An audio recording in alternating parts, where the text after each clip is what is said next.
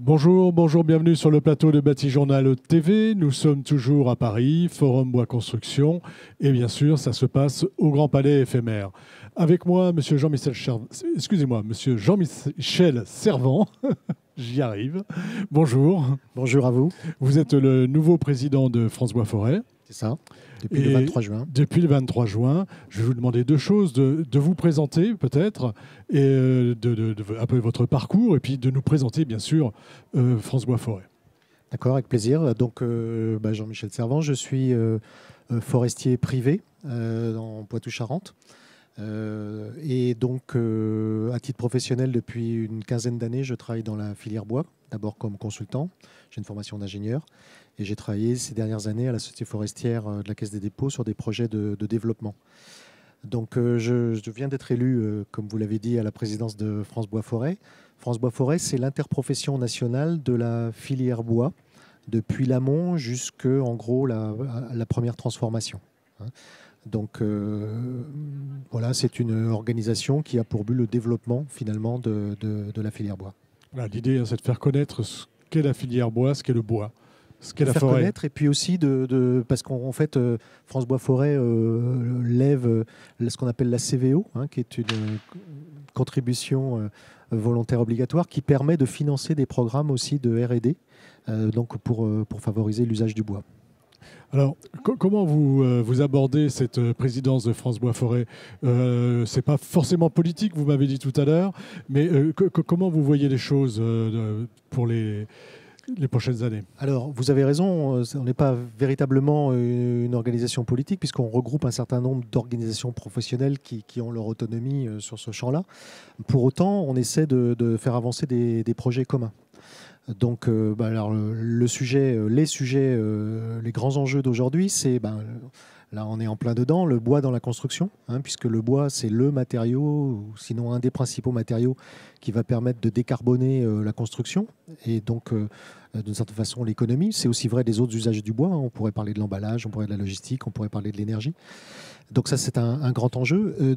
Et puis il y a aussi de l'autre côté les forêts. Et donc deux sujets. Premièrement, l'adaptation au changement climatique. Et quand on parle d'adaptation, c'est vraiment une adaptation parce que, comme vous le savez, les forêts, ça pousse sur le temps long. Et donc, on a tout un tas d'agressions climatiques auxquelles il faut faire face. Et puis aussi, dans une certaine mesure, le fait de mieux faire comprendre à la société ce qu'est la sylviculture. Ça, c'est important, je crois, le fait de dire ce qu'est la forêt, de comment on la cultive, si on peut parler de cultiver. Il y a dans la société beaucoup d'enjeux sur la forêt. Est-ce que vous pouvez nous dire comment vous abordez les choses, comment vous voyez les choses pour mieux faire comprendre la forêt ? C'est un sujet compliqué, donc on ne part pas de rien. Donc déjà, le fait que, il y ait une appétence grandissante pour le bois en tant que matériau et dans tous ses usages, c'est plutôt quelque chose de favorable. Mais pour autant, il faut qu'on arrive à faire mieux partager à des gens qui ne sont pas forcément maintenant en contact des réalités rurales ce qu'est véritablement la sylviculture. Ce que disait le ministre ce matin, en fait, une forêt, pour la préserver, il faut aussi la cultiver. C'est-à-dire que dans la multifonctionnalité que nous tous forestiers gérons, eh bien, il y a aussi cette fonction centrale qui est la production de bois parce qu'elle permet d'avoir une économie de cette filière. Et puis, à la fin, elle produit donc ce matériau décarbonant pour la construction. Voilà, et important pour décarboner nos activités, puisqu'on a des enjeux là-dessus. Sur la filière, vous m'avez dit tout à l'heure, faire filière. Qu'est-ce que ça veut dire, faire filière ?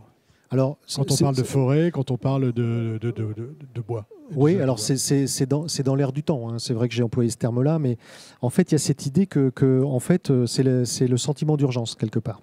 On parlait dans un monde qui bascule un peu avec des enjeux. On voit bien qu'il faut changer nos habitudes. On veut mettre davantage de bois dans la construction, on veut décarboner nos vignes, etc. Donc, il faut penser différemment pour faire face à ces enjeux-là. Et quand on dit ça, en fait, ça veut dire que chacun, au niveau de cette filière bois, on doit travailler à ce projet d'ensemble. Donc il faut qu'on solidifie, sans doute on formalise mieux notre projet commun, notre vision d'ensemble, et à partir de là, effectivement, qu'on travaille à créer davantage de valeur ajoutée dans cette filière, chez nous, sur notre territoire. Voilà, l'objectif, c'est de valoriser ce qu'on fait. Oui, et puis de mieux travailler ensemble, certainement.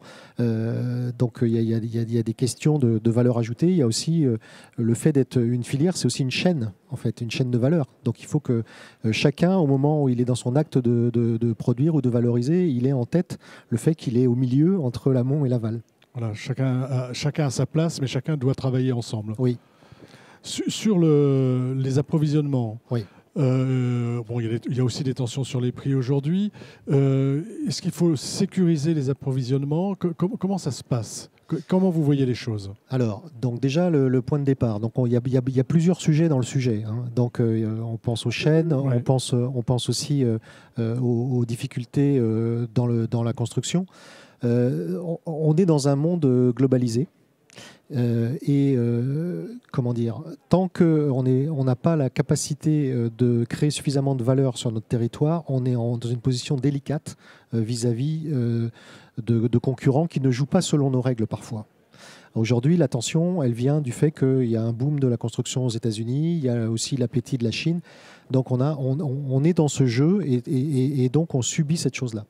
Bon, pour autant, si on veut en sortir et dans cette logique de filière, une des pistes, alors c'est pas la seule, hein, forcément, il y en aura plusieurs à mettre en chantier, c'est de travailler sur des logiques de contractualisation qui soient des moyens de sécurisation à moyen et long terme des approvisionnements de toute la chaîne. Pas seulement sur l'étape entre la forêt et la scierie, mais ensuite entre la scierie, la deuxième transformation, les charpentiers, etc. Ça doit se travailler à tous les étages de la chaîne, mais ça prendra du temps. Vous parlez aussi de modernisation. Oui, parce que la modernisation, c'est aussi le moyen de gagner comment dirais-je, en valeur, en valeur ajoutée.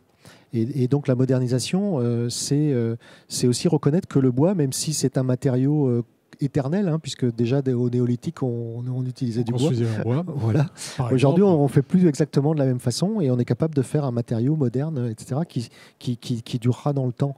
Donc chaque génération apporte, je dirais, le maximum de technologie qu'elle sait apporter dans la construction. Et donc le bois n'échappe pas à la règle. Il faut qu'on aille, au contraire, complètement dans ce champ-là pour être à la pointe. Il ne faut pas ne pas avoir peur de l'industrie, ne pas avoir peur de la modernisation. C'est même une des conditions de développement et derrière de pérennisation de nos emplois. Une petite conclusion sur ce que vous voyez ici, par exemple, aujourd'hui. J'imagine que vous avez fait le tour, vous avez entendu des conférences, écouté des conférences. Qu'est-ce que ça vous inspire ? Écoutez, d'abord, c'est exactement le terme, c'est inspirant, parce que c'est vrai que le bois a cette dimension, comment dirais-je, un peu tactile, un peu charnelle, hein, qu'on n'a pas forcément avec d'autres matériaux. Après ça peut être très subjectif. Mais moi, je suis très heureux de voir qu'enfin le bois est reconnu à sa valeur. C'est-à-dire que on est capable, comme on le disait, en modernisant notre façon de le travailler, d'en faire un matériau d'avenir. Et donc de renouveler ses usages. Écoutez, merci beaucoup. On aurait encore des tas de choses à dire, mais on va se revoir dans les années qui viennent, peut-être, pour venir parler sur notre plateau Bâti Journal TV des enjeux et de France Bois Forêt. Donc c'est une émission à retrouver sur notre site internet Bâti Journal TV, sur le site du Forum Bois Construction et bien sûr sur le site de notre partenaire France Bois Forêt. Merci d'être venu jusqu'ici pour nous parler de France Bois Forêt. Merci à vous.